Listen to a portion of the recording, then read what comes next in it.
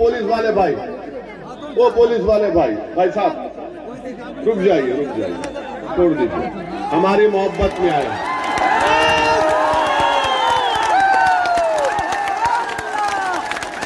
तो मोदी जी से कहते हैं कि तू मोनू डार्लिंग है मेरे, इनके लिए मोनू डार्लिंग, और मोदी जी हम आपके डार्लिंग नहीं है क्या? एक हरियाणा में एक बहुत बड़ा ये गांव रक्षकों का एक ग्रुप बन चुका है, उसका एक बहुत बड़ा लीडर बन चुका है, वो उसके हाथ में हथियार है, लाइसेंस वेपन है। तो मोदी जी उससे कहते हैं कि तू मोनू डार्लिंग है मेरे, इनके लिए मोनू डार्लिंग, और मोदी जी हम आपके डार्लिंग नहीं है क्या?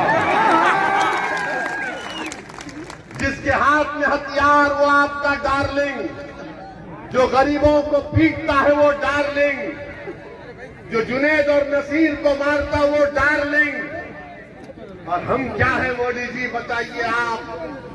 आपकी हरियाणा में आपकी सरकार और आपकी सरकार की तरफ से जुल्म और ज्यादती की जाती है। और मैं आखिर में आपको एक बात बता रहा हूं, एक मिनट रुक जाइए भाई, अभी आखिरी ओवर है, बैठो।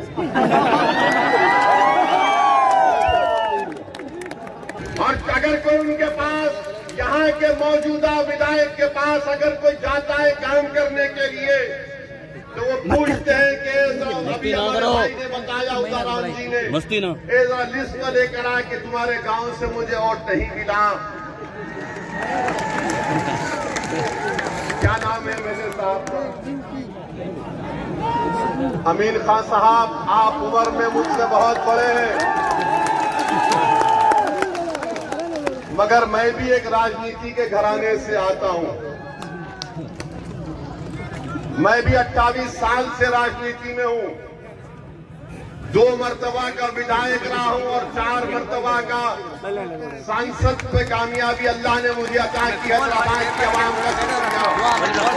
वीडियो उतारे हो, मेरी बात को सुनो, यहाँ पर लोग हैं, मुझे यकीन है कि आप विजय होंगे कि देखो ये भड़काऊ भाषण क्या देता। अब आपको भड़काऊ भाषण दे रहे अमीन खान साहब, बंद कर वीडियो। भाषण के बाद वो गेट पर खड़ कर तुमका इस्तकबाल करेंगे, आजा। अब देखना, आप देखना, हमको फोटो भिजाना। अमीन खान अपने घर के दरवाजे गेट पर खड़ा है, ए आना। तो आप उनसे कहना अमीन खान चलो ऐसी की तरफ आओ, अब आओ, यही आपकी वोट की ताकत है। यही बात जो हमारे भाई ने कहा कि विकल्प जरूरी है, एक सियासी विकल्प जरूरी है। जब सियासी विकल्प पैदा होगा, आपकी वोट की, आपके मसाइल की तकालीफ दूर होंगी। मेरे अजीज पुलिस वाले भाई, वो पुलिस वाले भाई साहब रुक जाइए, छोड़ दीजिए, हमारी मोहब्बत में आए।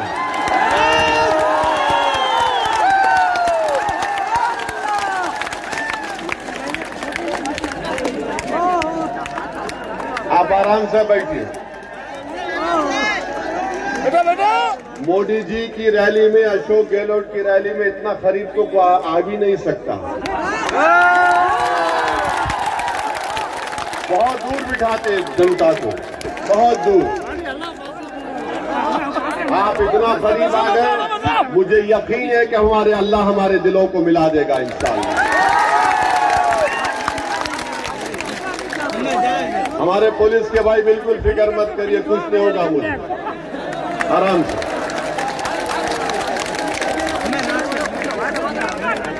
जब पाकिस्तान 20 किलोमीटर पर कुछ नहीं कर सकता तो हाँ ये कौन है, क्या करेंगे?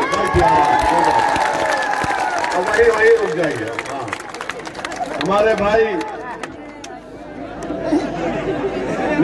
यहाँ ये भी बात, गगरिया में भारत माला प्रोजेक्ट में लोगों के घर चले गए और अभी तक केंद्र सरकार और प्रदेश की सरकार ने उनको पैसे नहीं दिए। हम डिमांड करते हैं कि भारतमाला प्रोजेक्ट में जिनके घर और जायदादें गई हैं उनको पूरा का पूरा उनका कंपनसेशन मिलना चाहिए। सिंधी जबान से इंसाफ होना चाहिए। कौन से विश्वगुरु की आप बात कर रहे हैं? G20 आप करिए, मुबारक हो आपको, हम भी चाहते अच्छा हो जाए, मगर देश की भी फिक्र करो मोदी जी। क्रिकेट स्टेडियम में मोदी जी चले गए। स्टेडियम उनके नाम से है, स्टेडियम उनके नाम से है और मोदी जी जाकर लोगों को, क्या बात है यार, क्या बात है। अब देश के प्रधानमंत्री बोल रहे हैं कि पसमानदा मुसलमानों पे काम करो। देश के प्रधानमंत्री, फिर आपने मिरासियों को रिजर्वेशन क्यों नहीं देते? मेवातियों को रिजर्वेशन क्यों नहीं देते? ये हमारे भाई जो आज इस सरजमीन पर बसते हैं उनको रिजर्वेशन क्यों नहीं देते? सिंधी जबान बोलने वालों से इंसाफ क्यों नहीं करते? और राजस्थान की सरकार ने तो रीट के एग्जाम में खाली 9 नौकरी दी है सिंधी जबान के लिए। अरे सिंधी जबान से नफरत क्यों है गहलोत जी, मोदी जी आपको? अरे नौकरी बढ़ाओ सिंधी जबान बोलने वालों को। अरे ये जबान बोलते सिंधी, मगर इनके दिल में धड़कता हुआ दिल है भारत के, और हमेशा रहेगा इंशाअल्लाह। कहा कि अशोक गहलोत घाटनिका से 40 मिनट दूर एक मुकाम पर एक शादी की तकरीब पे जा सकते हैं, तो क्या इन जुनैद और नसीर के घर को क्यों नहीं गए? मैं बोलता रहा तो अशोक गहलोत साहब को थोड़ी शर्मिंदगी महसूस हुई, निकल कर गए और जाकर जुनैद और नसीर के घर को उनको जाना पड़ा।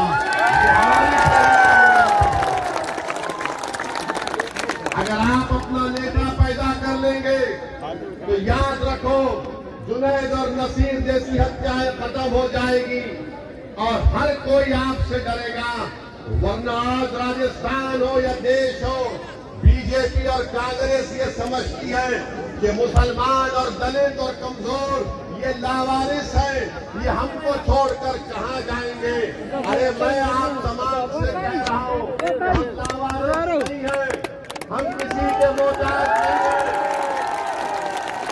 अगर हम मोहताज हैं तो रब्बे करीम के मोहताज हैं, हम इंसानों के मोहताज न थे न कभी रहेंगे, खुदा ना खास्ता।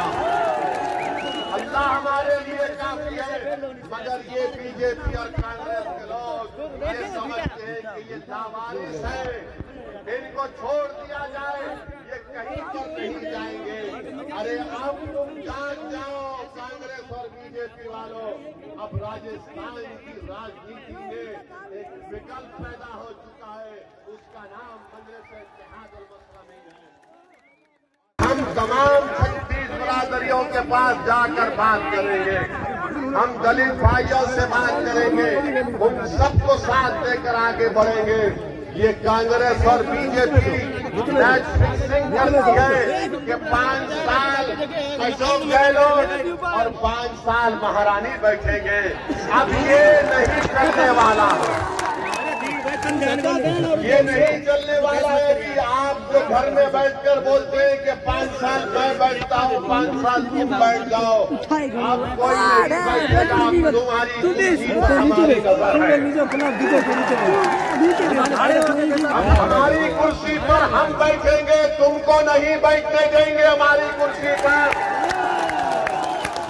तुमने 60 साल हमारी कुर्सी पर बैठकर हम पर जुल्म किया, तुमने इंसाफ नहीं किया। अब तुम्हारी कुर्सी पर हमारी नजर है और हम अपनी कुर्सी को हासिल करेंगे इंशाअल्लाह ताला। हम अपनी आवाज को राजस्थान की विधानसभा हमारे खिलाफ, ओवैसी के खिलाफ, मजलिस के खिलाफ क्यों है? क्योंकि जानते हैं कि ये सरफिरा है, किसी के बाप को सुनने वाला नहीं है। वो जानते हैं कि मैं ताकत के आगे बिकने वाला नहीं हूँ, मैं दौलत के आगे बिकने वाला नहीं हूँ। मैं अपने जमीन को नीचे बैसे, तू एक नीचे बैसे। मेरे मुकद्दर में तो जरूर मुझे मिलेगी, अगर नहीं लिखेगा तब भी मैं अपने ईमान का सौदा करने को तैयार नहीं हूं।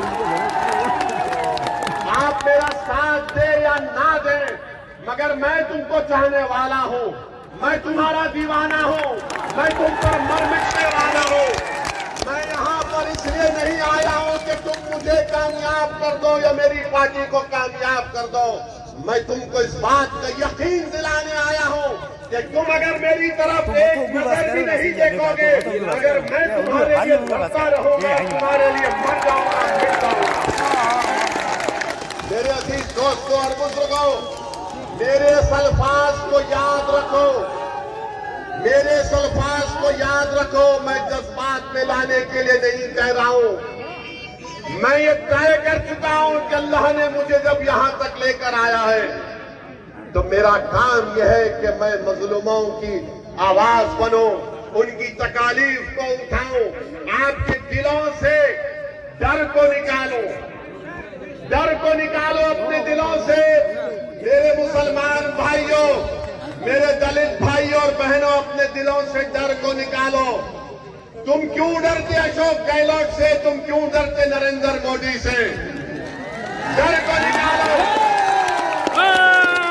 एक बार तुम डर और खौफ को निकालकर बाजू फेंक दो, देखो तुम्हारे सामने कामयाबियां तुम्हारे कदम को चूमेगी।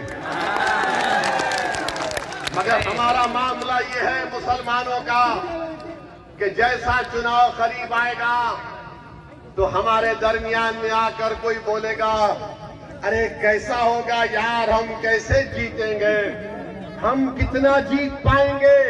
अरे क्या तुम भूल गए बदर के मैदान को? क्या तुम भूल गए बदर के मैदान को? अगर तादाद कामयाब करती तो फिर बदर में कामयाबी नहीं मिलती। कामयाबी मिलेगी कब मिलेगी? जब अपने दिलों से डर को निकालोगे और रब करीम पर पूरा तवक्कल करोगे तो कामयाबी तुम्हारे पास दौड़ कर आएगी। अगर तुम समझोगे कि नहीं मेरे पास ये नहीं है वो नहीं है, याद रखो मेरी इस बात को, अक्लमंद को मंजिल नहीं मिलती, दीवाने को मंजिल मिल जाती है। तो दीवानगी पैदा करो। अकल से पूछेगी तो अकल बोलेगी किससे मुकाबला करेगा? मोदी से, गहलोत से। जब दिल से पूछोगे तो दिल बोलेगा प्यारे, जब प्यार किया तो डरना क्या पहुंचा। मैं तुमसे ये नहीं कह रहा हूं कि राजस्थान के सहरा में तुम बारिश बरसा दो। मैं तुमसे ये बात नहीं कह रहा हूं कि राजस्थान के सहरा में तुम गुलाब को उगा दो। मैं तुमसे ये नहीं कह रहा हूं कि कल सूरज को निकलने मत दो। मैं तुमको सिर्फ यही पैगाम देने आया हूं कि खुदा के लिए अपने दिलों से इन लोगों का डर निकालो, डर निकालो, डर निकालो। तुम जब डर निकाल दोगे तो नतीजे की फिक्र करना छोड़ो, अल्लाह का काम है। आज तुम कोशिश करो, कल हमको कामयाबी इंशाअल्लाह ताला हमको मिलेगी। मेरे इज्जतदार, उस स्कीम का नाम था गौ सेवा सेस, यानी टैक्स, एक नया टैक्स उन्होंने गौ सेवा के नाम पे शुरू किया। 2019 और 22 में अशोक गहलोत सरकार को 3 साल में 2170 करोड़ रुपए मिले। इस टैक्स में 2170 करोड़ रुपए मिले। अब हम मुख्यमंत्री से पूछना चाह रहे हैं वो पैसा कहाँ है मुख्यमंत्री जी? पशुपालन सिर्फ गाय का नहीं होता, पशुपालन बकरे का भी होता है। बताओ फिर वो 2170 करोड़ रुपया आपने क्यों इस्तेमाल नहीं किए? क्या इनके पास जो एक मुसलमान एमएलए जीत कर आए हैं वो मुंह नहीं खोलते? मैं भी इलेक्शन जीतता हूं। हैदराबाद में हमारे दफ्तर का नाम दारुसलाम है। खुला दफ्तर है, कोई दरवाजे नहीं है, कोई भी आकर मुझसे मिल सकता है। नहीं, कोई रोक टोक नहीं। इलेक्शन जैसा खत्म हो जाता, मेरे पास बीजेपी के, कांग्रेस के वो तमाम लोग आते जो मेरे मुखालिफ में इलेक्शन में काम किए थे, और मैं अपनी जबान से कभी उनको ऐसा भी नहीं कहता हूं कि क्यों आए यहाँ पर, बल्कि इज्जत देकर उनको बिठाता और पूछता बोलो क्या काम है तुम्हारा। उनका काम करा के हम भी जाते, काम हो ना हो मगर उनको इज्जत से पेश आते। जब कोई हमारे ऑफिस पर आ जाता है तो हमारी जिम्मेदारी है कि उसका मान सम्मान रखें। और बहादुर इंसान तो वो है कि चुनाव के बाद वो सबको साथ लेकर चले, वही तो इंसान और नेता बन सकता है। मगर ये कि आप इतने बड़े पुराने आदमी हैं और कोई आपके घर को आया तो आप पूछते हैं कि तुमने वोट नहीं दिया। अरे बीजेपी के लोग मेरे पास आकर अपना काम करा कर जाते, मैं कभी उनसे नहीं पूछता हूं कि काम वोट दिया नहीं दिया, और वो मैं अपना काम कराकर मुझसे कहता हूँ साहब काम तो हो गया मगर चुनाव में मुकाबला करेंगे। मैंने कहा कि प्यारे तुझे मैं शर्मिंदा होने नहीं दूंगा, फिर हराऊंगा मैदान में। ये दम होना चाहिए। ये मेहरबानी कर लीजिए रसीद देखा कोई होवे जगह की यार वीडियो की महीने की तो मैंने फोन दे मैंने की तो रखण तो यार नहीं होगे ना बोले जरा विधानसभा से विधायक हाथ नहीं रख यार वीडियो उतार हाथ नहीं रख देखा है मैं यार मारे फोन अच्छा मीडिया बने भी आगे वो बने भी बच्चे वो YouTube में Facebook में घणे वीडियो आ सब उस हिसाब से ले बढ़िया कोई देखा यार कोई अमेरिका साहब क्या अपने बेटों को तैयार किया, हम भी तैयार कर रहे हैं और ये बेटे तुम्हारे बेटे पर बहुत भारी पड़ेंगे। यार कोई बैठता जाओ नहीं देखा नहीं तो किधर देखा तो एक तो क्या कलारेदार भी में अल्लाह का खौफ होगा, जो गरीब और मजलूमों के लिए मर मिटने का जज्बा होगा, जो जालिमों से पंजा आजमाई करेगा वही गरीबों का नेता बनेगा। वो वक्त जा चुका कि महल में पैदा होने वाला राजा बनेगा, अब ये वक्त झोपड़ी में पैदा होने वाला उदारा अपने गवार विधायक बनेगा। मेरे अजीज दोस्तों और बुजुर्गों, हम ये पैगाम इनको दिए हैं, इनका काम यह है कि काम करिए, मगर अब क्या काम करेंगे?